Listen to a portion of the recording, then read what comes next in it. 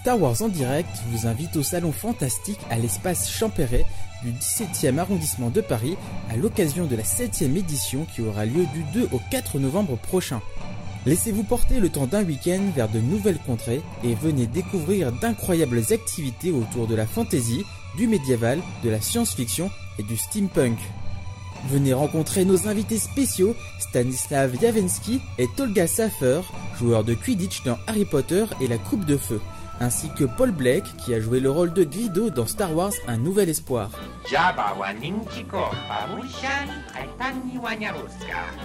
Plusieurs exposants, artisans, costumiers, écrivains et illustrateurs vous feront voyager bien au-delà des limites de votre imagination. Pour plus d'informations, rendez-vous sur la page Facebook du Salon Fantastique ou consultez le site web salon-fantastique.com. Star Wars en direct vous est présenté en collaboration avec Cyclan.net, Mintinbox.net, StarWarsHolonet.com, PlanetStarWars.com, StarWarsUniverse.com, Star Wars Geeks Québec et Génération Star Wars et Science-Fiction.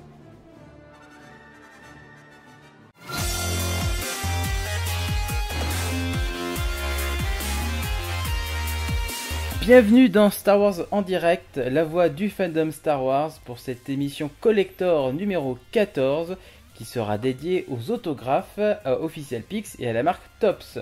Je suis en compagnie de mon ami Raphaël Gonneau. Comment vas-tu, Raphaël? Je vais très bien, merci, et toi? Moi écoute, ça va, on va parler aujourd'hui signature, donc des produits dérivés qui se rangent beaucoup plus facilement que ceux dont on parle d'habitude. On va rappeler d'abord nos partenaires qui sont siteclan.net, mytinbox.net, planetstarwars.com, starwarsuniverse.com, Star Wars Holonet, Star Wars Geek Québec, Génération Star Wars et Science-Fiction. Donc Raphaël, quel est ton WhatsApp? Mon WhatsApp de ces temps-ci, j'ai racheté que des petits robots comme d'habitude. Voilà, j'ai fait que ça. Plein de petits droïdes. Quelle marque du coup t'as pris? Que du Hasbro.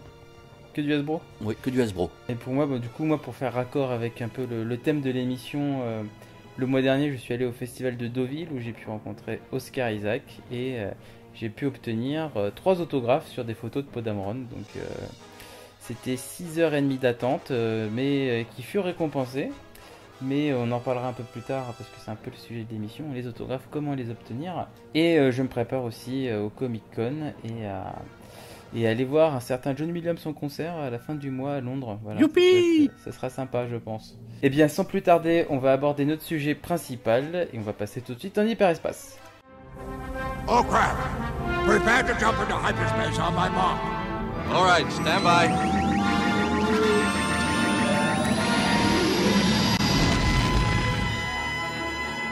Alors nous avions déjà fait un épisode sur les autographes il y a quelques années de cela déjà. Oui. Je pense que ça date déjà pas mal. Donc une petite mise à jour, je pense, ne fera de mal à personne.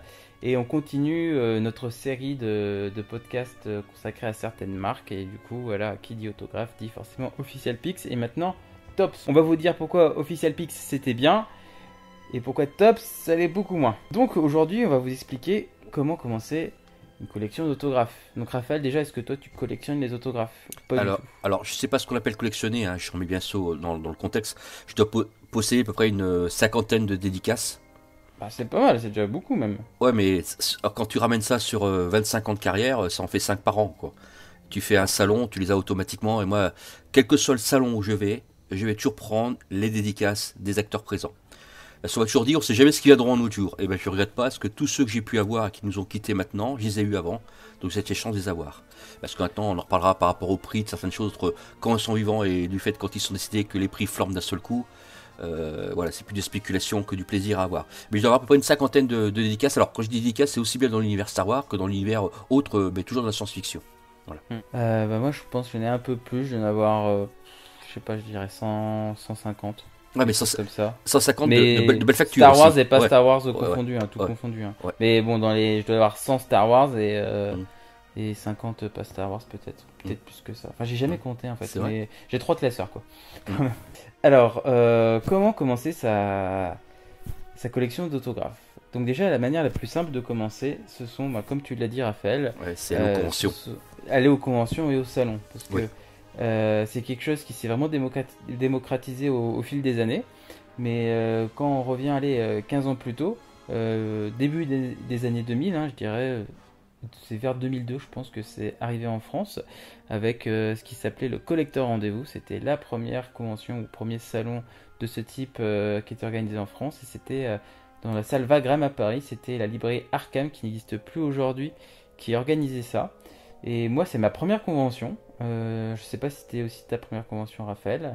Ouais, c'était une des toutes premières conventions, sachant qu'on avait aussi des dédicaces à l'époque dans certains magasins qui n'existent plus maintenant. Donc t'as pas l'Arkham, il y avait d'autres magasins qui avaient ce genre Galactic Stories. Ouais, tout ça, qui avaient vraiment qui faisaient venir les acteurs en dédicace, que comme ils étaient tous d'origine anglaise, pour eux c'était avec le TGV, ça facilitait les déplacements aussi, donc c'était vraiment plus pratique dans les acteurs anglo-saxons en dédicace. Mais c'est vrai que les premières, c'était le salon que tu as cité, hein, c'était les premiers.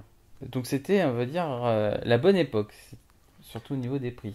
Donc généralement dans ce type de convention, ça s'est démocratisé, hein. Après il y avait les Star Day dans la boutique Toy Star, où on invitait 5 acteurs à la fois toute une journée dans la boutique. Après il y avait les Paris Comics Expo, maintenant il y a le Paris Manga, il y a QC, Génération Star Wars et Science-Fiction à QC. Il y a à Mâcon, alors Mâcon je ne connais plus le nom de la convention. C'était Collection. Voilà, tout ça s'est développé au fil des années jusqu'à aujourd'hui, où maintenant, on va dire, à la limite, tous les 2 mois, il y a un salon quelque part en France. Et donc, du coup, ces salons, qui se développent de plus en plus, proposent toujours d'inviter des acteurs. Alors, c'est pas toujours des acteurs Star Wars, c'est souvent aussi des acteurs de séries, type Stargate, Smallville, Game of Thrones, voilà, des choses comme ça. Et là, on est assuré de pouvoir rencontrer l'acteur à sa table en payant une dédicace. Et généralement, dans les salons français, les dédicaces sont pas excessives niveau prix. Après, tout dépend de l'acteur, mais ça dépasse vraiment rarement les 40 euros, quoi. Ouais, il me semble pas avoir vu une dédicace aussi chère en France. Hein. Peut-être sur d'autres acteurs que Star Wars, mais de toute façon, généralement, c'est une vingtaine d'euros en général. Après, il y a des grosses têtes d'affiche qui prennent beaucoup plus. Par exemple, Anthony Daniels, c'est 60 euros en France. Faut dire qu'Anthony Daniels, il y a 10 ans en France, c'était 25 euros. Ouais, t'es généreux, c'était même 20-15, hein, c'était au 15 et 20. Et les acteurs, vraiment, il y a des acteurs qui vraiment gonflent leur prix au fil du temps, parce qu'ils font plus de films de Star Wars, donc du coup ils apparaissent plus souvent, donc du coup ils ont plus de valeur. Anthony Daniels, je pense que c'est celui qui a augmenté le plus avec Peter Monet-Mayhew. Alors pourquoi Peter Monet-Mayhew? Parce que voilà, si vous le savez pas déjà, moi je déteste cet homme parce que c'est juste une personne. Alors c'est l'acteur qui joue Chewbacca. C'est quelqu'un qui ne pense qu'à ses billets, qui ne respecte pas les fans, qui jette. Toi, tu l'as vu, Raphaël, qui jette des dessins d'enfants. Moi j'ai de très mauvais souvenirs, donc c'est pour ça que je vais pas surenchérir sur l'homme. Voilà. Mais je vois tes paroles, quoi. Voilà. Et du coup, au salon, on se rend compte aussi des personnalités des acteurs, c'est-à-dire que en fait, on se rend compte que certains sont adorables. On va nommer Jeremy Bulloch qui joue Boba Fett, par exemple, qui est toujours très proche des fans et tout. Il y en a qui sont un peu lunatiques, comme Dave Prose, où là vraiment ça dépend des jours. Un coup il peut être adorable, un coup il peut être un peu ronchon. Et il y a ceux qui. Il y avait Richard Le Parmentier qui nous a quitté, qui était une personne adorable en convention. Vraiment une personne accessible, vraiment déconnant, et qui parle avec plaisir avec tous les fans, sans aucune contrainte et librement, quoi. Ouais. Et il y a ceux qui sont juste pas respectueux et qui sont là juste pour faire de l'argent, comme Peter Mayhew, voilà, par exemple, qui est vraiment quelqu'un d'exécrable. Et c'est vraiment dommage parce que ça leur plaise pas de faire des conventions parce que ça les saoule de voir des fans. Je le comprends très bien, dans ce cas-là on le fait pas. Si on fait payer des fans pour une dédicace, la moindre des choses c'est d'être poli avec eux, c'est de les regarder dans les yeux quand ils vous parlent, et c'est d'avoir le sourire. C'est juste la moindre des choses. Je veux pas entendre parler il est malade. S'il est malade, il vient pas. S'il est mal luné, il vient pas. Si tu viens que tu fais payer les fans, tu joues le jeu, t'es gentil avec les fans, t'es de bonne humeur. Peter Mayhew, il est tout sauf ça. Et heureusement, le nouveau Chewbacca Yunasu Otamo, c'est tout l'inverse. Et tout l'inverse, tout à fait, il est adorable. Voilà, adorable. Heureusement. Donc voilà, donc bon là on a cité quelques acteurs comme si, mais voilà, il y en a vraiment, j'en ai rencontré une centaine, toi aussi je pense Raphaël, Oui. donc du coup on peut pas faire une liste de lui il est sympa, lui il est moins sympa, voilà, c'est pas possible. Mais en tout cas voilà, donc ces conventions, ce qui était bien, c'est que voilà, on est sûr d'avoir un bel autographe parce que c'est vraiment signé sur une table, on choisit la photo qu'on veut. Généralement les acteurs ont déjà des photos à eux Oui. à leur table, donc du coup si vous n'avez pas de photo, c'est pas grave. Par contre, ben il n'y a pas forcément la photo que vous auriez voulu faire signer aussi. C'est ça qui est contraignant. Moi, je sais que personnellement, je veux être sûr d'avoir la photo que je veux, donc du coup, je la fais imprimer de mon côté en avance. Ouais. Voilà. Ce qui ne change pas le prix de la signature, on est bien d'accord. Ce qui ne change pas le prix de la Ouais. signature. Que les gens comprennent aussi ce que beaucoup de gens pensent qu'en fait, quand on est 15 euros, ou 15 ou 20, 30 ou 40 euros, c'est la dédicace. Soit sur un support qu'ils ont à leur disponibilité, qu'on peut choisir, ou soit en emmenant nos propres produits, quoi. D'accord. Sachant Voilà, qu'il y a c'est ça. certains qui ne mettent pas des signés sur les jouets ou sur les cartes. Maintenant, ça se fait facilement. Avant, c'était un peu plus difficile. Maintenant, ils le font plus facilement, quoi, qu'avant. Alors, dans ces conventions, généralement, au début, on avait surtout des personnages secondaires.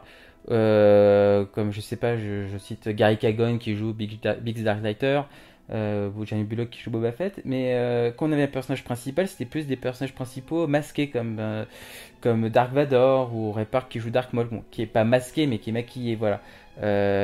Au début, on voyait pas Harrison Ford, Carrie Fisher et Mark Hamill en convention, quoi. Et Jamais. je pense qu'Harrison Ford, on le verra jamais de toute façon. Et Carrie Fisher, ben, on la verra plus, hélas. Mais voilà, donc du coup, ça permet de. C'est comme ça, moi, que j'ai commencé. C'est avec des personnages secondaires que j'ai rencontrés en convention. Je payais l'autographe une vingtaine d'euros. Et à l'époque, on pouvait prendre aussi une photo gratuitement avec l'acteur à sa table. Et ça posait pas de soucis. Et hélas, au fil des années, un fléau s'est installé. C'est le fléau des photoshoots. Ouais. Alors, c'est-à-dire que les organisateurs de conventions ont décidé de trouver un moyen de faire encore plus d'argent. Et ça, moi, je trouve ça vraiment un peu dégueulasse. Parce que pour rentabiliser encore plus la venue d'un acteur, parce qu'il faut rappeler qu'un acteur, ben, du coup, la faire venir, ça coûte cher. Il y a certains acteurs qui demandent des garanties. Par exemple, Anthony Daniels, je sais qu'il demande des garanties. Il demande, je sais pas, par exemple, si je fais pas 5000 euros de dédicace ce week-end, ben, vous me payez la différence. Donc l'organisateur est obligé de payer la différence. Voilà. Certains demandent des garanties, pas tous. Voilà, ça dépend vraiment. Mais du coup, voilà, faire venir un acteur, ça coûte cher. Donc c'est pour ça que les autographes sont payants. Et quand vous payez un autographe, allez, je sais pas, 20 euros, c'est pas 20 euros qui va dans la poche de l'acteur. Il y a une partie qui va à l'organisateur, une partie qui va à l'agent, une partie qui va à l'acteur. Me demandez pas les pourcentages, je les connais Aucune pas, idée. mais je pense qu'il y a au moins la moitié qui va dans la poche de l'acteur. Mais voilà, le problème des photoshoots, du coup, parce qu'il faut rentabiliser encore plus, c'est-à-dire que cette fois-ci, on ne peut plus faire de photos avec l'acteur une fois qu'on a pris sa dédicace. On est obligé de repasser à la caisse pour payer un shooting photo qui se fait dans une autre pièce. Et là, c'est vraiment à la chaîne. On est un peu comme du bétail. L'acteur est devant un fond qui est généralement pas très joli. Donc, si vous avez de la chance, c'est un fond gris assez neutre. Si vous n'avez pas de chance, et là, c'est le Paris Manga par exemple qui fait les pires fonds pour ça. C'est des fonds avec le logo de l'événement multiplié. C'est pas très joli. Et là, c'est à la chaîne. Vous arrivez, vous serrez la main de l'acteur, on regarde l'appareil photo, cheese, clac, on resserre la main, merci, au revoir, boum, suivant. Voilà, c'est à la chaîne. Et moi, je trouve les fonds pas très jolis, donc du coup, je l'ai fait une seule fois, un photoshoot. Je l'ai fait avec Mark Hamill à Célébration parce que j'avais pas le choix. Je voulais vraiment me photo avec Mark Hamill. Mais encore aujourd'hui, si on sympathise assez avec les acteurs à table, on peut négocier des photos avec eux à table. Généralement, c'est pas eux qui refusent, c'est plus l'entourage qui est à côté. Voilà. Ouais, c'est ça. Faut se le dire. Il est important de signaler le rôle des agents quand même aux dédicaces, parce que c'est eux aussi qui font la pluie et le beau temps pour jouer à la place de l'acteur. C'est que l'acteur, lui, peut être tout à fait d'accord sur une photo ou tout à fait d'accord pour dédicacer quelque chose de particulier, mais l'agent peut mettre un veto disant non. Voilà. Alors que vous êtes un peu surpris, c'est que le rôle de l'agent, quand on connaît pas le rôle de l'agent pour ces acteurs-là, c'est qu'on est toujours surpris qu'un acteur puisse dire oui et que l'agent dise non, donc l'acteur suit ce que dit l'agent. Ça peut être surprenant, le rôle de l'agent. Et le rôle de l'agent pour dédicace, c'est quelque chose d'assez particulier, dans le sens, si l'agent dit qu'il ne faut pas parler, il ne parle pas. Si l'agent dit qu'il faut dédicacer ça, il dédicace ça. Ils suivent ce que dit l'agent dans toutes ces démarches-là. Je me souviens, moi, il y a très très longtemps, de Lando qui était venu en dédicace à Metz, je crois, où l'agent était exécrable, voilà, pour Billy Williams, et c'était il y avait personne qu'on pouvait discuter avec lui, et l'agent refusait. Ne voulait pas qu'on discute avec lui, ne voulait pas qu'on prenne de photos. Alors qu'il était disponible. Et il attendait. C'était une convention où malheureusement il n'y avait pas beaucoup de monde. C'était l'avantage pour nous qui était, parce qu'on a pu discuter avec les acteurs longuement. Mais l'agent avait refusé qu'on prenne des photos, toutes ces choses. Il a fallu qu'on fasse bataille pour arriver à avoir une photo, quoi. Attendre qu'il parte pour les toilettes pour faire les photos, quoi.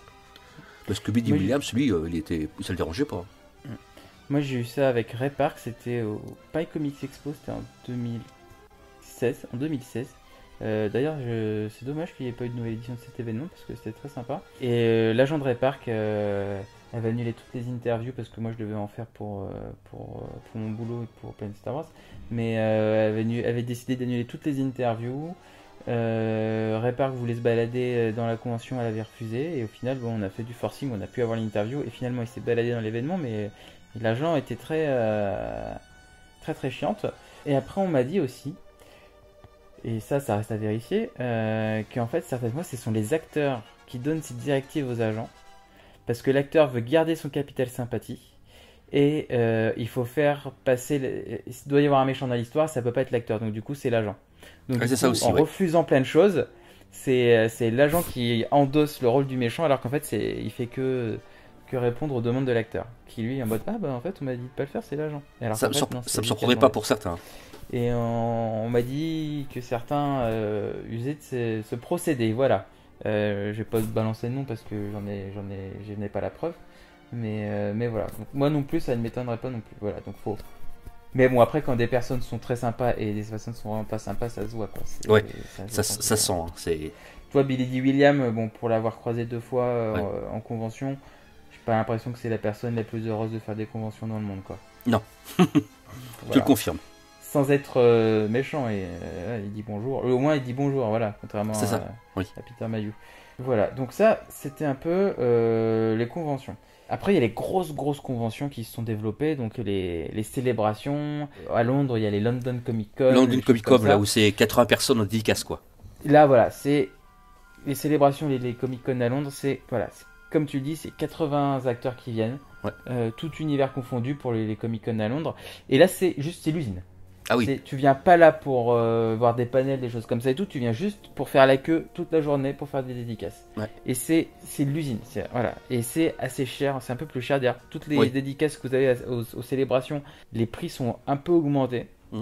Là, faut se le dire. Et c'est dans ces conventions, par contre, qu'on a des noms un peu plus grands, comme on a la pointure. Ian McDiarmid qui joue l'empereur. Voilà, c'est un moyen aussi d'accéder à des personnalités qui viendraient pas, par exemple, à QC, mais bon, ça, j'espère qu'un jour ça arrivera, ou qui viendraient au Paris Manga, par exemple. Voilà. Donc j'espère que ça viendra petit à petit. Mais en tout cas, en attendant, voilà, vous voulez voir Mark Hamill, c'est célébration, quoi. C'est les gros événements aux États-Unis, les choses comme ça. Et c'est pas les mêmes prix non plus, Mark Hamill. Par exemple, les grosses têtes comme Mark Hamill, aujourd'hui, c'est un peu moins de $300. Alors que lors de ses premières conventions, c'était en 2007, c'était 85 livres. Alors c'était environ 100 €, voilà. Ouais, environ 100 €, maintenant c'est 250. La célébration Europe, c'était ça le premier, à Londres, voilà. À peu près. Donc il a augmenté de 150 € en 10 ans environ, voilà. Et même 150 € de plus, hein, et ben ces files d'attente sont toujours pleines. On fait toujours 3 heures la queue pour le voir. Et du coup, lui, il doit se dire, je vais pas baisser mes tarifs, même en les montant, je suis encore plein, donc je continue. Voilà, j'espère que ça stoppera un jour, la montée des prix, parce que là ça commence vraiment à faire un peu mal au portefeuille pour avoir des dédicaces comme ça. Mais après, voilà, si vous vous dites, voilà, moi les acteurs secondaires, j'ai pas envie de les avoir, et j'ai encore moins envie de les payer, les dédicaces. Comment je m'y prends ? Alors là, c'est un peu plus compliqué. Mais c'est totalement faisable. Parce que moi je le fais beaucoup à Paris. Donc déjà, il faut vivre à Paris. Voilà, je suis désolé, je fais pas ça. Je fais pas mon parisien, mais non, il faut le dire. Il faut être à Paris. Il faut être honnête. Hein. Je veux dire, moi j'habite à 400 km de Paris. Tout se fait à Paris pour les dédicaces. Hein. C'est pas dans mon. Nous, les seules choses qu'on a, nous, c'est les comédiens français qui viennent faire la promotion de leur film au cinéma. Et voilà quoi. Donc t'es content quoi. Voilà. Les tuches, je les ai tous quoi. Voilà. Mais par exemple, voilà, on va citer un exemple au hasard, Harrison Ford. Mais cet exemple, je vais le donner pour Harrison Ford. Il vaut pour tous les gros acteurs type Daisy Ridley, John Boyega, Liam Neeson, Ewan McGregor, Natalie Portman, voilà. Tous, on va dire, la liste A des acteurs.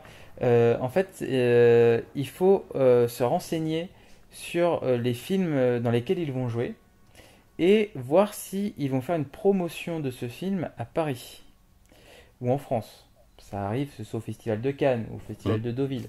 Voilà, c'est pas Paris n'a pas non plus le monopole, mais bon, Paris c'est quand même les trois quarts du temps. Il faut se renseigner. Donc comment on se renseigne? Par exemple, on regarde la liste des invités prévus pour une émission de télévision. C'est comme ça qu'on avait pu savoir que Harrison Ford était en France l'année dernière, par exemple. Ou encore vérifier il y a des pages Facebook qui recensent les avant-premières en France. Et ben là, c'est annoncé à l'avance, voilà. Ou aller sur les pages Facebook des films, par exemple. Là, on est mi-octobre. Aujourd'hui, il y a Warner qui a lancé sur la page des Animaux Fantastiques 2 le fait que l'avant-première mondiale serait à Paris. Donc voilà, c'est vraiment un travail de recherche à faire soi-même pour trouver ces renseignements qui sont trouvables sur internet. Il faut juste chercher un peu. C'est un travail d'enquête, mais c'est quelque chose, c'est comme tout. Je pense que c'est un travail de recherche. C'est ça. Mais les informations ne sont pas forcément toutes cachées. Après, là où on peut ne pas être au courant, c'est si l'acteur vient faire la promotion, mais ce sont juste des interviews dans un hôtel. Il n'y a pas de passage en télévision, il n'y a pas d'avant-première. Là, pour le coup, c'est plus compliqué à savoir. Et là, il faut se faire son réseau qui se fait avec le temps.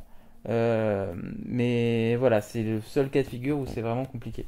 Alors, quand j'étais au bout du fil, on va dire, toi qui as la possibilité de rencontrer ces gens dans le cadre de ton activité professionnelle, comment ça se passe? Moins en ce moment, mais ouais, mais c'est juste plus comme ça, parce qu'on fantasme toujours sur, quand on pose des questions à ce secteur-là, comment ça se passe? Est-ce que ça dure longtemps? Est-ce que c'est en petit événement? Est-ce que ça dure 3 minutes? C'est à la chaîne, bonjour, au revoir, merci. Est-ce que les questions sont préparées à l'avance? Ou dans l'esprit, juste pour donner une petite idée, parce que c'est quand même aussi intéressant de savoir comment sont ces gens dans le cadre d'une promotion d'un film pour avoir une dédicace après. Ouais, alors moi je le resitue, je travaille pour une chaîne de télé et j'avais une émission de cinéma qui me permettait d'aller rencontrer les acteurs lors des promotions dans les hôtels et les avant-premières. Alors dans une avant-première, c'est impossible de se faire une dédicace quand on est journaliste. Quand on est fan, oui, mais quand on est journaliste, c'est impossible parce qu'on tient la caméra, on tient le micro, et puis c'est très très millimétré, c'est 3 questions par personne, 2 plus souvent, donc c'est très rapide. Donc t'évites de dire est-ce que vous allez bien, ça fait déjà une question. Non, par contre, quand j'ai fait Harrison Ford comme ça, j'ai dit à mon cadreur, tu fais un plan large, et puis comme ça, moi je fais une capture d'écran où je suis avec lui, voilà. C'est comme ça que j'ai pu avoir ma photo avec Harrison Ford. Mais généralement, c'est dans des hôtels, en fait, ils sont tous, chaque acteur est dans une pièce différente, dans une chambre différente, et tous les journalistes sont parqués dans une salle d'attente, enfin dans un salon privé, et on te donne une petite carte mémoire. Et on te dit, c'est à ton tour Sébastien, donc hop, tu vas faire, je sais pas, il y a plein d'acteurs, tu vas faire Liam Neeson, hop, je vais devant la chambre de Liam Neeson, quand j'arrive devant sa chambre, il y a un journaliste qui vient tout juste de commencer à voir son interview, généralement ça dure, 5 à 7 minutes par personne, installation comprise, et du coup voilà, donc pendant 5-6 minutes, je suis sur une chaise, dans le couloir, je relis mes questions, généralement voilà, ça va très vite. Je rentre dans la salle, je serre la main de l'acteur, je donne ma carte mémoire au caméraman, hop, l'interview est lancée et derrière j'ai un chronomètre qui défile et pour voir le temps qui me reste. Et généralement quand je vois qu'il me reste 30 secondes, je pose plus de questions, je remercie l'acteur pour le temps qu'il m'a accordé et là je lui demande très gentiment s'il peut me signer une photo. Et ça a tout le temps marché, sauf une fois. Donc comme ça, j'ai eu John Boyega, j'ai eu plein d'acteurs, pas forcément de Star Wars, Christian Bale sur du Batman, des choses comme ça. Et il y en a un qui m'a dit oui, et après qui m'a dit non. C'était Liam Neeson.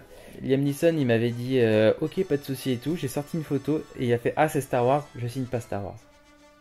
Et il avait déjà le feutre dans la main et tout. Et hop, il m'a rendu le feutre, il a pas signé. Enfin, on fera la transition sur les acteurs un peu compliqués. parce qu'il y a des acteurs qui signent pas forcément que du Star Wars et tout, mais on va en parler un peu plus tard.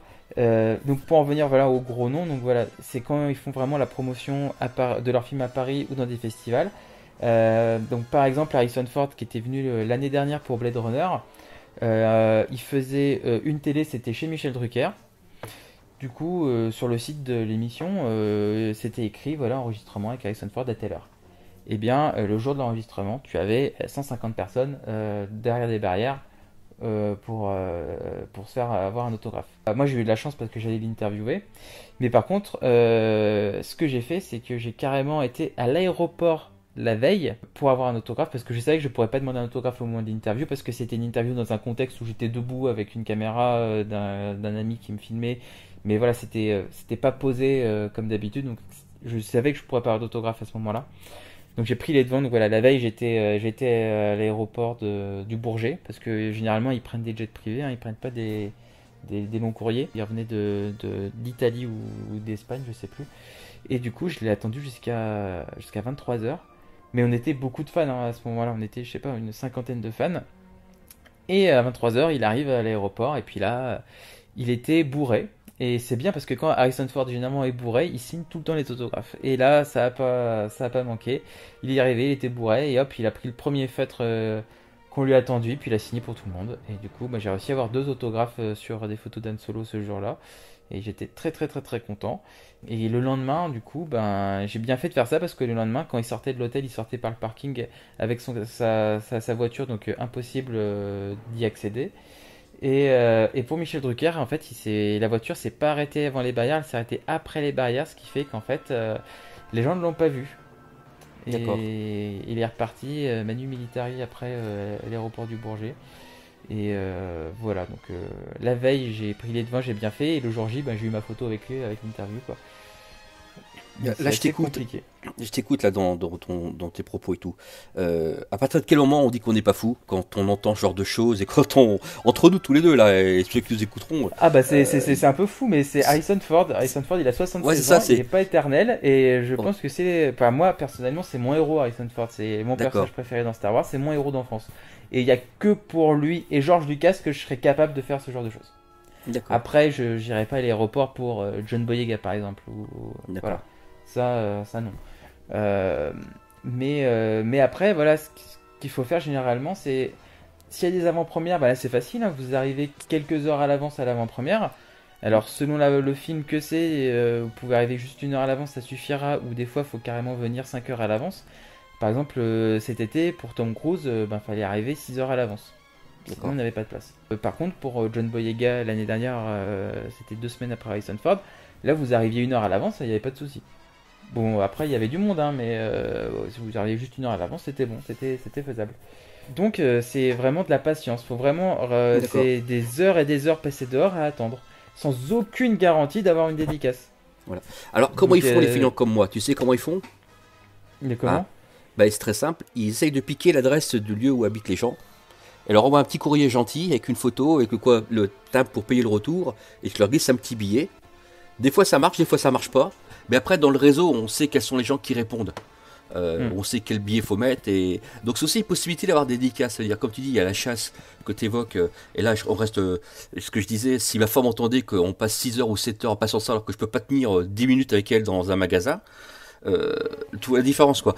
Et quand cette possibilité qu'on a, nous, avec les acteurs, c'est qu'on a peu possibilité d'avoir leurs adresses sur Internet. Vous cherchez tout simplement oui, c'est les acteurs. Alors, mais par contre, on fait pas ça avec les grosses stars. Hein. C'est plus avec les grosses stars, les personnages c'est même pas la peine d'y penser. Ouais. Voilà. J'ai bien précisé les acteurs secondaires qui jouent aussi, mais qui n'ont pas le même impact dans le film. Mais ces acteurs-là, on peut les avoir en dédicace par un simple courrier aussi. Donc, on a fait le test, nous, avec sur une quinzaine d'adresses. On a eu 15 retours pratiquement. On a eu, non, pas 15 retours, parce certains nous ont dédicacé 2 fois des photos. Ils ont envoyé des propres photos à eux aussi. Voilà. Ah c'est sympa ça. Et je sais qu'en gros nom, il y avait James Earl Jones qui le faisait, mais maintenant il ne le fait plus parce qu'il est trop vieux. Et il y avait encore récemment John Williams qui le faisait. Oui. Alors lui par contre, il envoyait des cartes qu'il avait, il avait une pile de cartes qu'il avait de lui, qu'il avait signées à l'avance. Et il envoyait ça, voilà. Mais c'était une vraie signature de John Williams. Et maintenant, il envoie des... Et maintenant, c'est plus une vraie dédicace, maintenant c'est un truc qui est déjà imprimé, donc ça n'a pas trop de valeur tout court en fait. Ouais. Voilà. Et Mais puis- il le faisait et j'étais assez étonné qu'il le fasse. Ouais. Moi, et puis il faut pas oublier que maintenant il y a des gens qui ne dédicacent plus. S'il évoquait, après on reviendra sur Tops et puis sur Ouais, on en reviendra. Official Pix. Mais, Mais ouais, juste pour finir avec les Oui. chasses, donc là j'ai parlé des avant-premières, Mm. où là vous êtes quasi assuré d'avoir l'autographe. Faut jouer des coudes vraiment. Quand on est au premier rang, c'est jackpot. Hein. Quand on est au deuxième rang, c'est très facile aussi, parce qu'on est entre deux personnes et ça va. Quand on est au troisième rang, faut vraiment tendre le bras, mais c'est pas impossible. Quatrième rang, c'est très très difficile. Mais voilà, là c'est vraiment les avant-premières, les acteurs sont sous les projecteurs, donc c'est le moment où ils doivent donner une bonne image d'eux, c'est le moment où ils signent des autographes. Et même s'ils refusent, t'as l'agent qui dit si tu retournes signer des autographes. Ça c'était Nathalie Portman par exemple pour à l'avant-première de Thor, le monde des ténèbres. Bon moi j'étais en mode journaliste interview, mais elle était passée devant les fans en leur faisant coucou et sans signer d'autographe. Et du coup elle s'est fait huer. Et il y a l'agent de Disney qui lui a dit ben, s'il te plaît, tu retournes et tu vas signer des autographes. Donc elle n'a pas été jusqu'au début du tapis rouge qu'elle avait squeezé, mais elle est retournée au dernier tiers. Et là, elle a signé des autographes et elle a fait quelques selfies. Je connais des amis qui ont pu notamment avoir des photos d'elle sur du Star Wars, ce qui est très rare de sa part. Et voilà, mais généralement, voilà, les acteurs jouent tous le jeu à ce moment-là.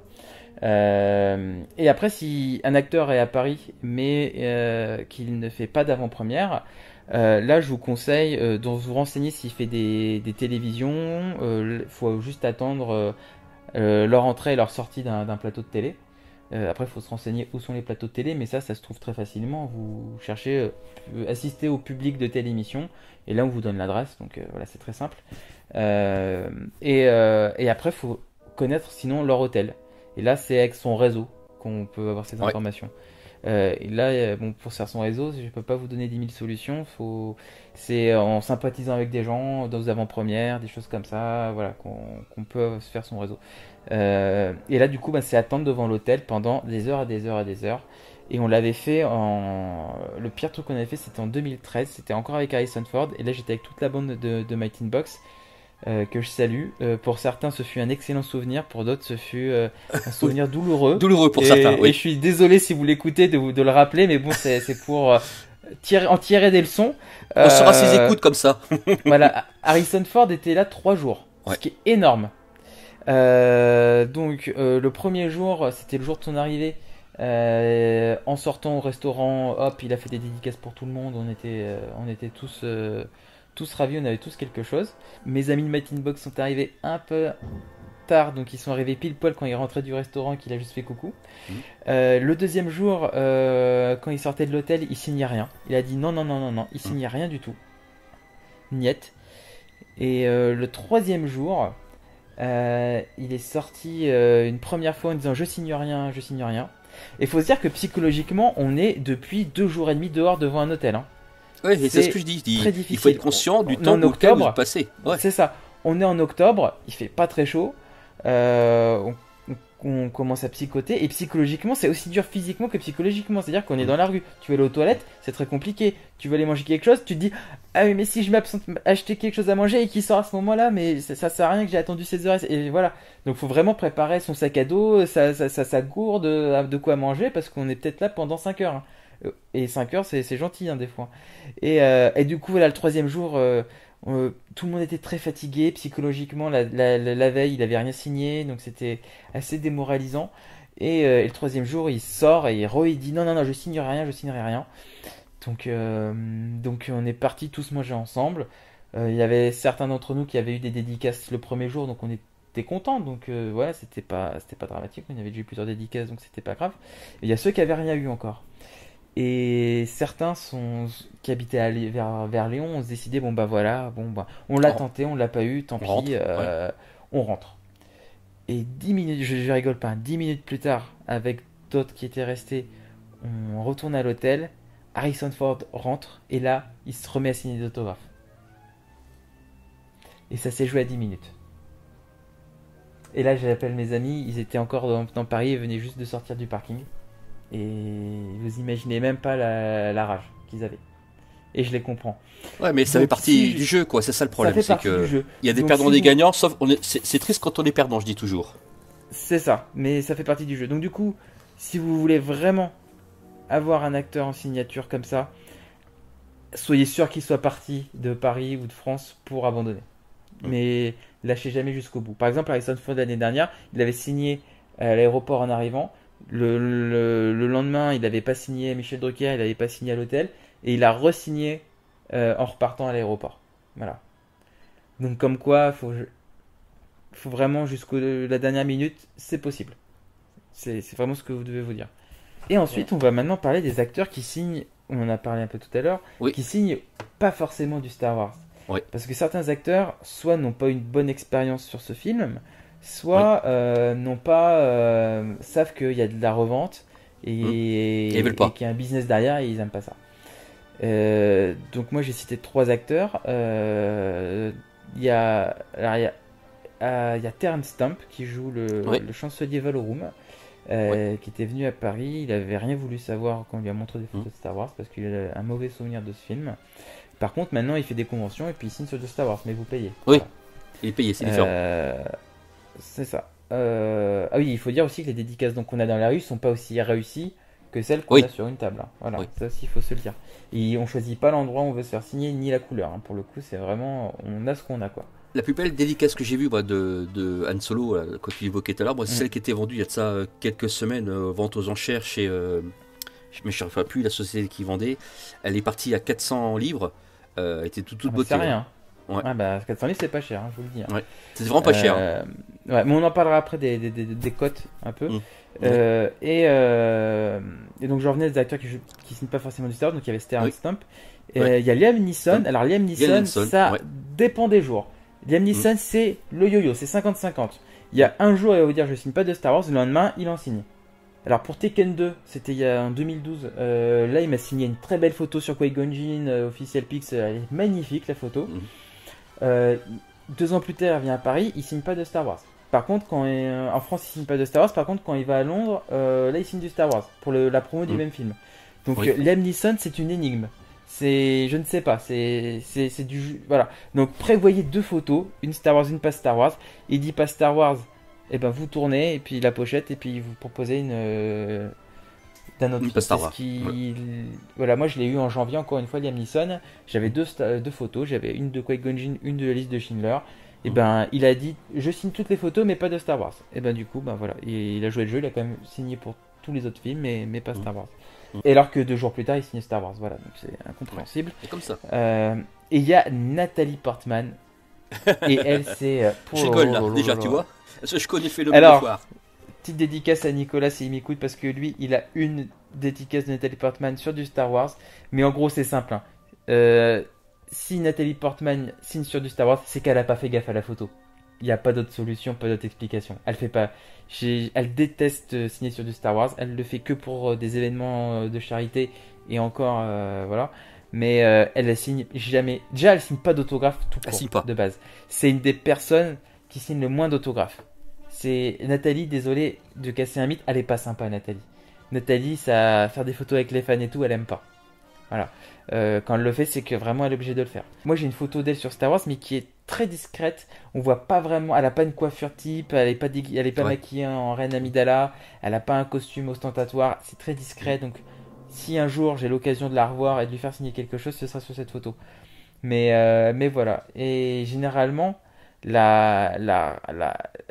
ça augmente la cote de l'acteur. C'est-à-dire que sachant que Liam Neeson, voilà, c'est ça. Bon, Harrison Ford, il n'y a pas de souci, il signe sur Star Wars, il s'en fiche. Hein. Lui, il signe tout ce qu'on lui donne. Mais parce que c'est Harrison Ford et parce que c'est Han Solo, ben, ça cote dans les. Allez, je sais pas, une signature qu'on a dans la rue, ça doit coter dans les 600 €. Une signature qui fait bien sur une table pendant une séance de dédicace, ça c'est plus dans les 800.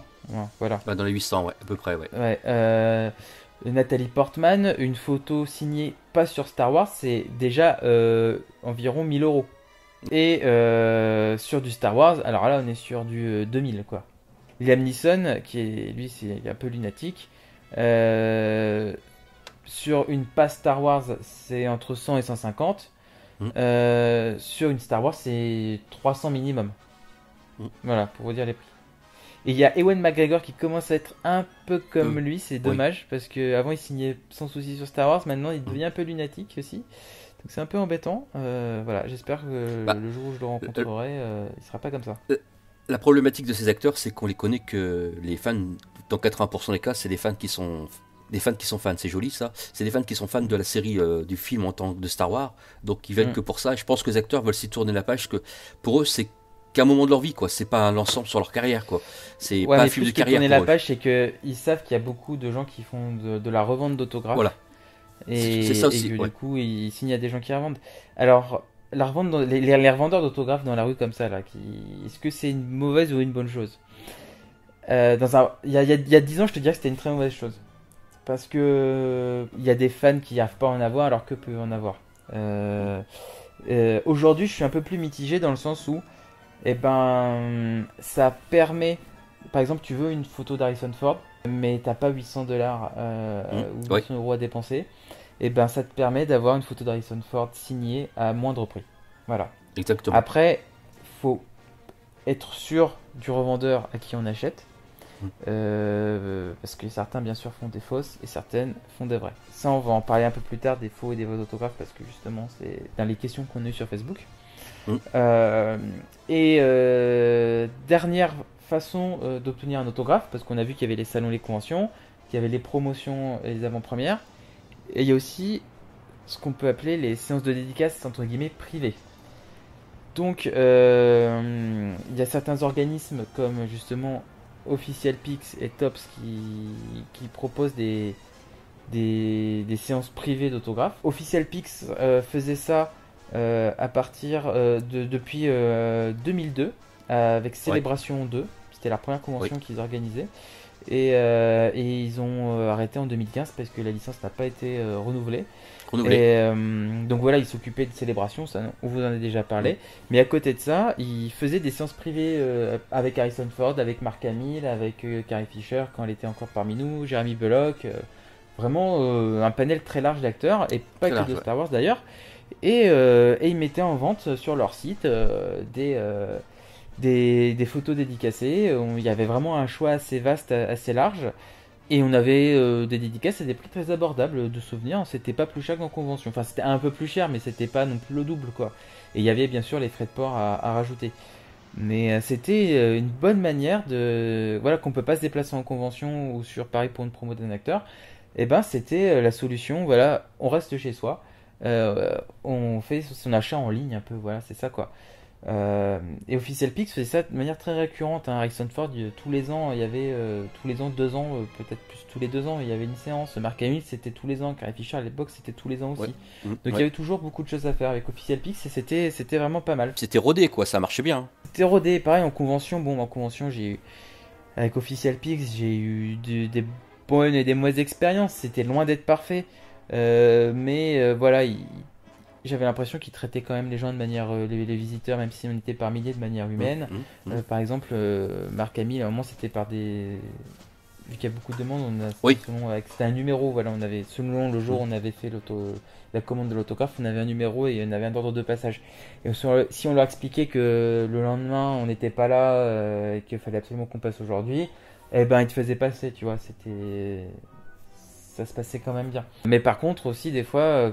quand t'arrives à un moment où ils te disent l'acteur arrête de signer le nom de son personnage, maintenant c'est que la signature. Dans ce cas-là, fallait mieux gérer les fils et arrêter de faire papoter les acteurs pendant 5 minutes, 10 minutes avec certains fans pour que ce soit plus équilibré, quoi. Donc voilà. Donc Official Pix, je dirais qu'il y avait du bon, il y avait du moins bon, quoi. Mais quand Tops est arrivé, je me suis rendu compte qu'il y avait plus de bon que de moins bon. Et à côté de ça, Official Pix aussi surtout proposer des photos en vente. Et des photos de tous les films, sauf de tous les films jusqu'en 2015. Donc il n'y avait pas de photos de l'ère du rachat de Disney. Et on avait des photos aussi bien tirées de scènes cultes que des photos de tournage, que des photos aussi avec l'équipe technique. Je sais pas, vous vouliez faire une dédicace de Ben Burtt. Vous aviez une photo de Ben Burtt qui posait avec R2D2 ou qui était en salle de montage. Voilà, c'était pas que des photos des films. Et il y avait aussi ça dans tous les formats. Voilà, alors c'est les formats américains, c'est 8 par 10 pouces ou 11 par 14, des choses comme ça. Et c'était $5 la photo. Ce qui n'était pas donné, mais ce qui n'était pas non plus du vol. Voilà, je trouve que c'était un prix acceptable. Et lors des conventions, Official Pix avait aussi leur stand où, de célébration, on pouvait acheter des photos qui n'étaient pas proposées forcément aux tables des acteurs et qui nous plaisaient plus. Voilà, donc il y avait vraiment une offre très large de photos d'Official Pix et je trouvais que c'était pas mal du tout. Et puis la qualité des photos était bien. Voilà. Ouais, c'était propre. Voilà, au niveau. Et ce que j'aimais bien, c'est qu'il y avait un petit liseré blanc autour des photos, ça les rendait un peu plus classe. Ouais. Ça, Avec ça, le ça, j'aimais petit bien. le petit hologramme qui brille au soleil, Voilà, comme je disais, il y avait, qui voilà, il y faisait avait propre, ouais. voilà, il y avait un macaron holographique dessus qui vous assurait que c'était une photo officielle. Et quand vous achetiez une photo signée, c'était pas un rond, c'était un bouclier. Et là, ça veut dire que c'est vraiment une photo qui a été juste produite pour la séance de signature. Donc à partir du moment où il y a ce bouclier sur la photo, vous savez que c'est un vrai autographe que vous avez dessus. Voilà. Mais voilà, bon, il y avait quelques photos qui étaient un peu tirées de scènes de films où c'est de l'action, donc c'est un peu flou de temps en temps, mais généralement la qualité était totalement acceptable pour Official Pix. Voilà. C'était propre, ouais, c'était propre. C'était propre. Et puis Official Pix a perdu la licence Star Wars, donc ils ont arrêté de vendre des photos. Parce que vendre les photos, c'était bien, ça permettait d'avoir une belle photo d'un personnage qu'on voulait faire signer. Et généralement, les acteurs qu'on retrouve en convention en France, à leur table, c'était des photos Official Pix qu'ils avaient à leur table. Et c'était un peu un gage de qualité. Vous allez sur Google Images, c'est un peu compliqué de trouver des photos en haute résolution pour avoir une qualité acceptable lorsqu'on les imprime de notre côté. Voilà. Et puis c'est Topps qui a pris le relais. Et Topps à la base, ce sont des producteurs de cartes, des cartes à collectionner. Voilà, Topps faisait surtout ça. Ouais, c'est une culture purement américaine, il faut dire ce qui est quoi.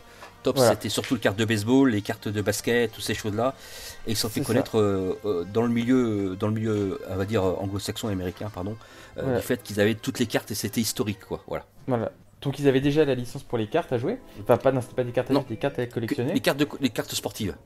Voilà. Moi alors personnellement je suis pas du tout carte, hein, donc mais il y a des dizaines, même des vingtaines de séries différentes, hein, aussi bien sur les films que sur les coulisses ou pour l'anniversaire d'un film ou pour une série télé. Voilà, il y a vraiment autant de cartes que de possibilités. Voilà, j'ai envie de dire. Oui. Il y a même des séries signées.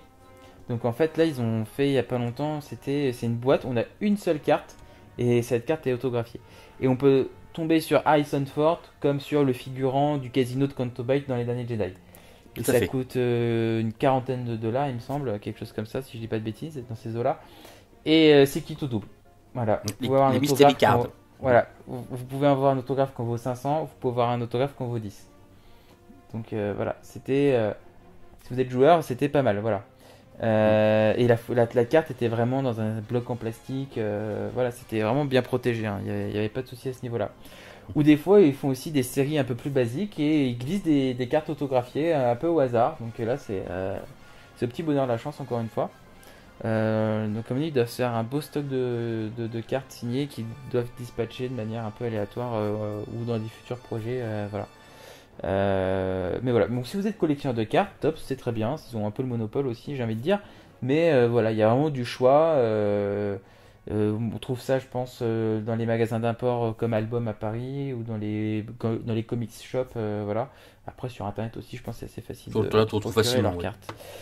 Là où le bas blesse chez Topps, c'est au niveau des autographes et des photos. Les photos de chez Topps, déjà on a vu la différence avec Official Pix au niveau du prix.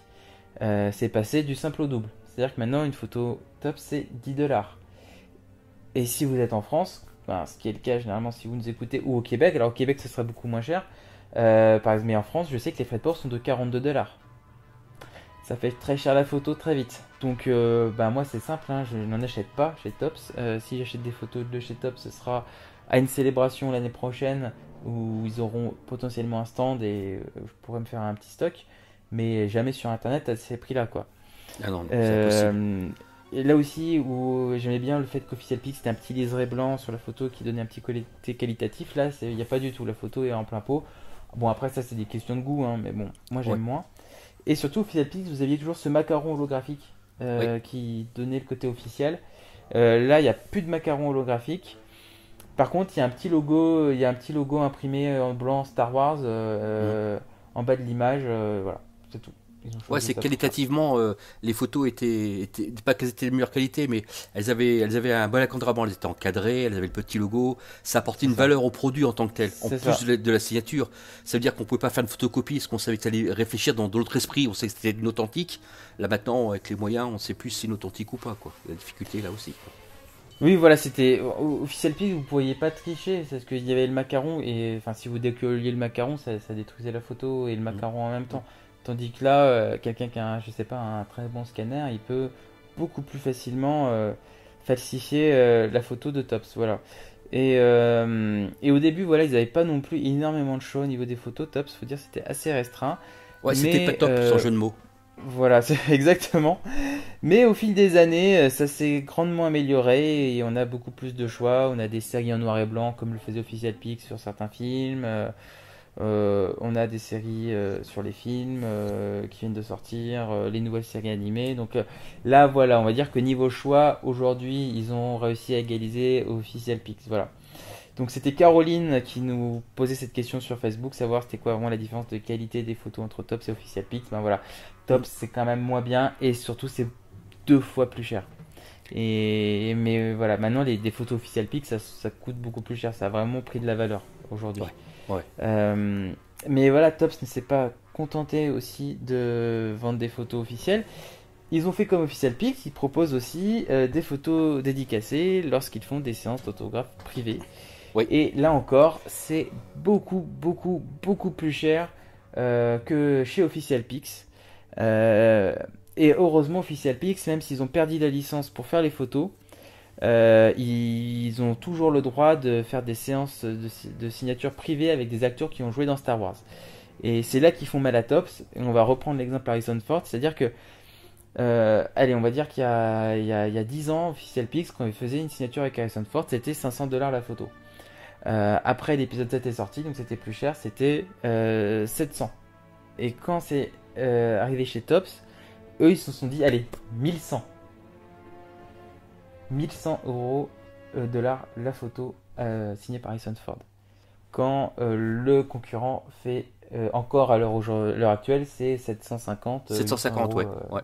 Ouais, $750. Ça dépend du format de la photo en fait. Là, j'ai regardé, c'est Popstar, c'est Propstar qui faisait ça, Propstore, pardon, qui faisait ça, les dédicaces de la vente aux enchères il n'y a pas longtemps. Ouais, Je suis en train de regarder justement. Ouais. Et du coup, ça ne se vend pas. Une photo d'Harrison Ford signée à $1100, ça ne se vend pas parce que les gens savent que Official Pix continue à le faire pour moins cher. Donc du coup, il y a encore tout un stock de photos d'Harrison Ford chez Tops, alors que quand c'était chez Official Pix, ça partait en 1 heure. Hein. Ouais, c'était rupture, oui. Peut-être pas. Enfin, les meilleurs étaient partis en 1 heure, mais ça partait ou en un jour. Allez, j'exagère, mais ça partait très vite. Chez Tops, là, ça fait 2 ans qu'il y a les photos signées, elles sont encore là. Donc ça veut dire qu'en fait, on sait que voilà, il y a un prix. Les gens sont prêts à dépenser, allez, $800 pour Harrison Ford, parce que c'est Harrison Ford. Mais je pense que c'est le prix maximal. Parce que quand on voit chez Tops que ça dépasse les 1000 euros, ça part pas.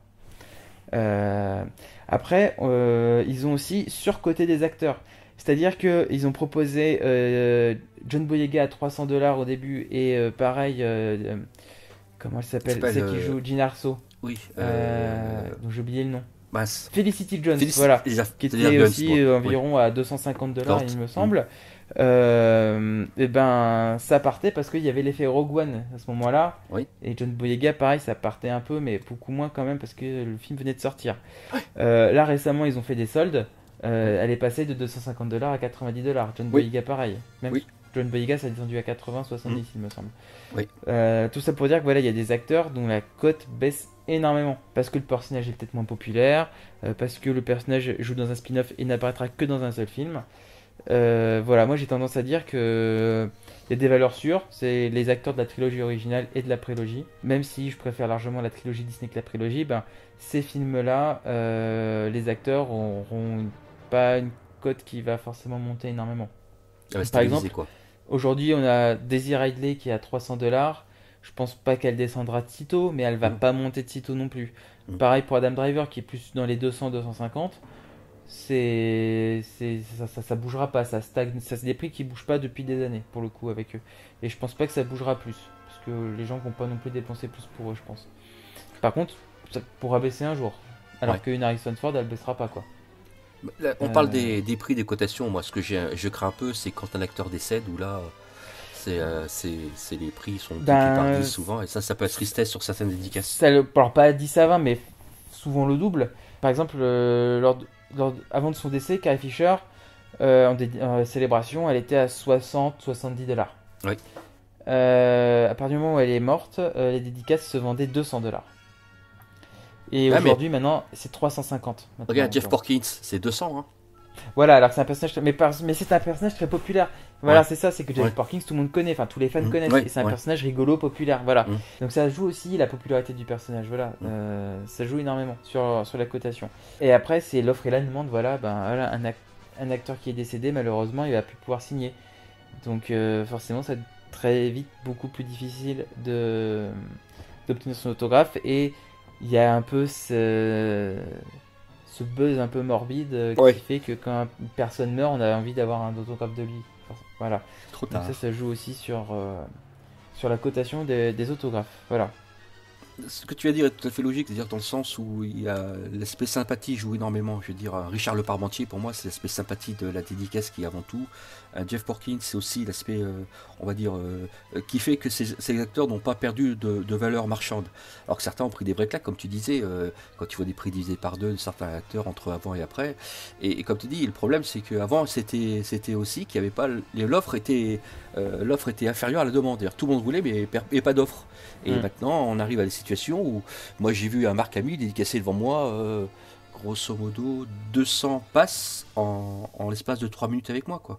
À la chaîne. Quoi. Mais après aussi, je vois, c'est que les autographes attirent de plus en plus de monde. Moi, la première fois que j'ai fait des chasses, c'était il y a 10 ans pour Harrison Ford, quand il était venu au César à Paris. Et ben, on était 10 devant l'hôtel. Là, demain, Harrison Ford y revient, on est 40. Grand minimum. Donc, ça joue. Voilà, c'est de plus en plus dur les chasses, parce qu'il y a de plus en plus de monde qui les veulent. Par exemple, Oscar Isaac. Oscar Isaac, fallait se déplacer à Deauville, donc là j'ai eu de la chance, mais voilà, j'ai attendu 6h30 dehors quoi pour l'avoir. Et j'étais venu à Deauville avec un ami, on a fait l'aller-retour à Deauville dans la journée, pour vous dire. D'accord. Et en fait, on savait qu'il avait une conférence de presse à 14h et qu'il fallait arriver minimum à 10h sur place parce que au niveau des barrières, ça allait être rempli. Et on est arrivé pile poil à 10h devant la salle où il allait faire la conférence à 14h, donc c'était déjà 4 heures d'attente garantie. Et en fait, devant les barrières, il y avait déjà des gens qui avaient cadenassé des marchepieds. Donc du coup, il y a des gens qui s'étaient pas mis là parce qu'il y avait des gens qui avaient cadenassé leur machin. Et sinon, aux endroits où il n'y avait pas ça, il y avait tout était déjà pris quoi. Donc avec mon ami, on s'est pris le parti de se dire, écoute, les personnes qui ont mis leur cadenas, elles n'ont pas plus de légitimité que moi d'être devant. Donc on se met à leur place. Et puis si elles râlent, on leur dira, c'est pas parce que vous avez cadenassé ça que vous pouvez passer devant moi. Moi, je suis là depuis 10h du matin.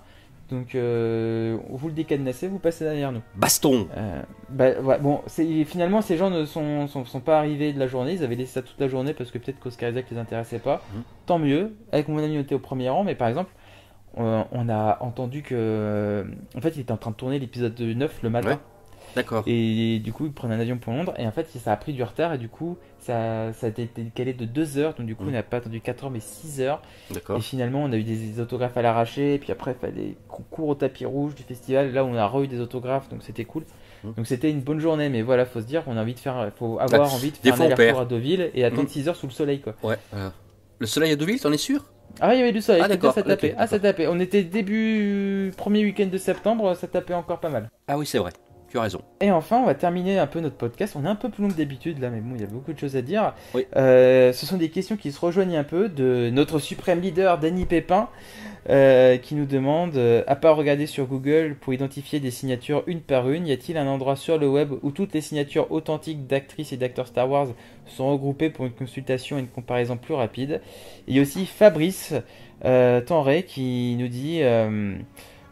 qui nous demande comment s'assurer de l'authenticité des autographes que l'on peut trouver sur eBay et autres sites d'achat. Alors ces deux questions se regroupent un peu et j'ai une réponse pour vous. Oui, il y a un endroit où on peut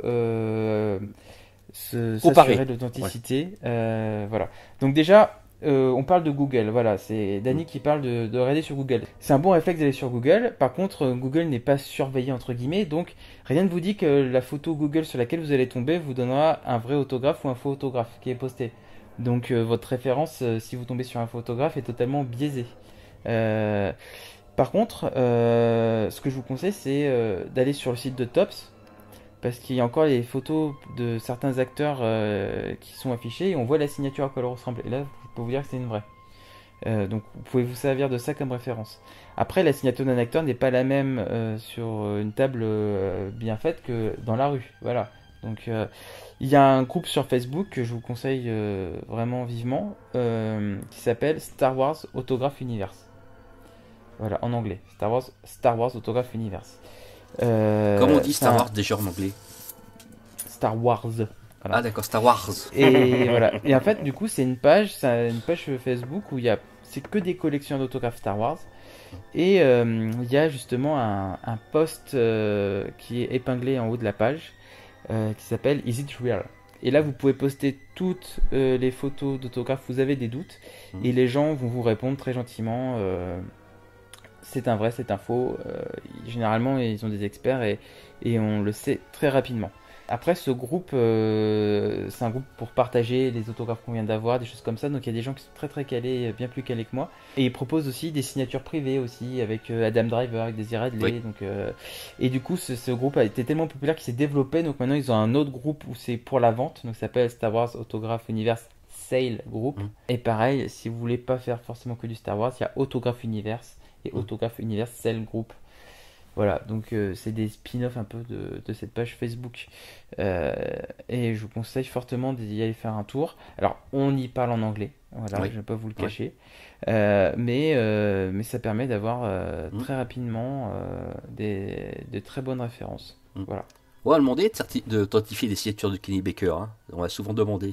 Parce que j'en avais pas mal et je leur disais que c'était pas évident, mais que dans les grandes lignes, le crayon, le démarrage crayon, et puis les choses qu'ils ont à côté, automatiquement qu'on retrouve sur le coup dédicace, nous aident aussi dans certains éléments.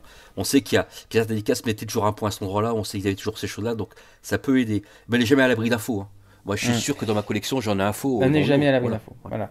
Et ce qui est bien sur ce groupe Facebook aussi, c'est que généralement, des fois, ils lancent des thématiques en mode montrez toutes vos photos de Jeremy Bulloch ou toutes vos photos signées par Harrison Ford. Voilà. Et du coup, tous les gens postent. Et du coup, c'est souvent aussi des autographes qui ont été faits dans la rue. Donc, comme ça, vous pouvez voir toutes les variantes des signatures des acteurs quand ils signent un peu à l'arrache dans la rue. Voilà. Et après, pour acheter un autographe à quelqu'un, et pour être sûr que c'est un vrai, il y a des organismes d'authentification des autographes. Et je vous en cite qu'un, c'est le plus fiable, ça s'appelle Beckett. Alors c'est B-E-C-K-E-T. Et eux, en fait, voilà, quand ils authentifient une signature, ils mettent ils collent un petit macaron assez discret en bas de la photo. Et avec un numéro, et le numéro a une référence sur internet qui dit que c'est bien l'autographe de tel acteur. Qui a été bien authentifié par leur service. Voilà. Il faut que ce soit certifié Beckett. Beckett, c'est la Rolls-Royce, ça. Faut dire ce qu'il y a. Voilà, c'est ça. C'est le must du must pour les autographes Star Wars.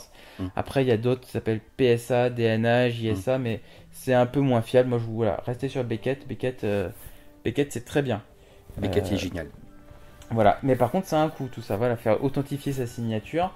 Je crois que on paye entre 10 et une trentaine de dollars. Et quand un autographe a été authentifié Beckett et qui a bien le macaron, elle prend beaucoup plus de valeur et du coup l'autographe est vendu plus cher. Voilà. Mais après c'est un gage de qualité, hein. Je dis toujours, c'est comme un protect case pour un blister où il faut mieux me protéger. Mais les gens disent pourquoi pas vos protect case coûtent plus cher que certains blisters. Je dis oui, mais c'est un gage de qualité et de sécurité. Pareil pour les délicats, je pense que des fois il faut mieux passer quand on a un doute par ce genre d'organisme. C'est un coût. Et alors, est-ce que c'est un coup pour certifier que votre placement, entre guillemets, que votre signature est bonne, ou plutôt pour découvrir qu'elle est mauvaise? Moi, je dis toujours que les gens qui font ça, c'est qu'ils savent qu'elle est bonne déjà. Voilà. Bah écoute, Raphaël, je pense qu'on a fait le tour des autographes. Pour Harrison Ford, c'est bon, le prochain, tu me le fais pour Harrison Ford? Ouais, j'en ai jamais assez d'Harrison Ford. Oh là là, c'est pas possible. Voilà. Mais voilà. Et par contre, il y avait un petit truc que je voulais dire en début d'émission que j'ai oublié de dire, mais que je vais dire maintenant. Il y a une boutique qui au Canada. s'appelle Rarity, qui Ouais. sévit à Montréal, À Montréal. ou dans un centre commercial près de Montréal. Voilà, rare comme rare, la rareté, tiret ti, voilà, ils font le jeu de mots. Ce sont des voleurs. Ils vendent des faux autographes. Moi, je leur ai fait la remarque sur leur Instagram, sur leur Facebook, en disant arrêtez de prendre les gens pour des pigeons parce que c'est vraiment des faux autographes, expliquez-vous. Et ils m'ont juste banni de leur page. Voilà, comment ces gens communiquent. Et donc voilà, vraiment, si vous êtes du Québec ou vous allez faire un tour près de Montréal et vous tombez sur cette boutique qui s'appelle Rarity, surtout, n'y mettez pas la pied ou juste pour leur dire que ce sont des voleurs. Mais parce que c'est vraiment prendre les gens pour des pigeons. Et il faut vraiment se méfier parce que leurs photos sont trop belles pour être vraies. En fait, voilà, c'est ce qui m'a mis la puce à l'oreille et ce qui doit aussi vous mettre la puce à l'oreille si vous achetez un autographe pour vous dire ah ça peut-être c'est un faux, peut-être c'est un vrai. Généralement, si vous voyez une photo qui est signée par plein d'acteurs, avec le même feutre, à des endroits, mais alors nickel, pile poil au bon endroit, il y a anguille sous roche. Parce que généralement, les gros noms, des Harrison Ford, des choses comme ça, là, quand on les a dans la rue, ils signent pas forcément au meilleur endroit, ils signent vite fait à l'arrache, voilà. Si c'est que des autographes dans la rue, on choisit pas la couleur, donc souvent, en fait, c'est des couleurs différentes aussi. Ouais. Et là, quand c'est des couleurs, en plus, ils vendent c'est des couleurs flashy. C'est par exemple, il y avait un poster de The Last Jedi, il y avait 20 signatures dessus. C'était 20 signatures avec le même feutre rouge, bien pétant. Alors, déjà que le rouge, c'est une couleur qui est pas très commune. Alors, s'ils ont tous signé en rouge parfaitement au bon endroit, en même bien temps, anguille sous roche. ça fait rire. Et voilà. Et du coup, c'est que des choses comme ça. Donc, méfiez-vous vraiment des trop belles occasions. Généralement, il y a vraiment anguille sous roche. Et je suis sûr que cette boutique, ce sont hélas pas les seuls à faire ça. Donc, méfiez-vous, méfiez-vous, méfiez-vous. Voilà. Raphaël, un petit mot à rajouter, quelque chose qu'on aurait oublié ou pas? Non, je crois qu'on a fait le tour. Toutes les possibilités d'avoir des dédicaces. On a des. Ouais, comme tu as dit, tristesse à ceux Meeting Box qui n'ont pas pu avoir celle d'Harrison Ford, comme je disais, je sais pas qui à eux. Mais c'est vrai qu'après, c'est une grande histoire aussi. C'est une histoire de relation entre différents collectionneurs. Ce qui fait aussi le charme de toutes ces péripéties de dédicaces ou de collecte de jouets ou de choses comme ça. C'est que derrière, il y a une équipe et c'est surtout l'environnement qui est aussi intéressant que la dédicace elle-même. Parce que rester 6 heures à attendre, si tu es tout c'est seul. une histoire. C'est une histoire, voilà. Signée, elle a une histoire derrière et c'est ça qui est beau. Voilà. C'est ça qui est intéressant. Voilà. Bon, et bien sûr, nous venons de terminer notre émission 14 Collector qui était dédiée aux autographes et à Official Pix et à Tops. Notre prochaine émission sera centrée sur la marque Lego. Sur et Lego, à l'occasion, on accueillera Paul de Might in Box qui est un expert en la matière et qui nous éclairera de ses lumières. Raphaël, comment on peut te rejoindre sur les internets? Alors, très simplement sur ma page Facebook. Donc c'est Raphaël71 ou sur Meetingbox tout simplement, à mon adresse mail si vous avez des questions à me poser, c'est raphaël71@meetingbox.net tout simplement. Voilà, et moi vous pouvez me rejoindre tous les jours sur Planète Star Wars et sur mon compte Instagram à l'utilisateur StormySeb. Voilà, on va remercier une dernière fois nos partenaires, à savoir siteclan.net, meetingbox.net, planetstarwars.com, starwarsuniverse.com, Star Wars Holonet, Star Wars Geeks Québec, voilà, Génération Star Wars et science-fiction, voilà. Et ben, de la part de Raphaël et moi-même, on vous souhaite une très bonne soirée ou une très bonne journée, ça dépend à l'heure où vous nous écoutez, et que la force soit avec vous. À bientôt.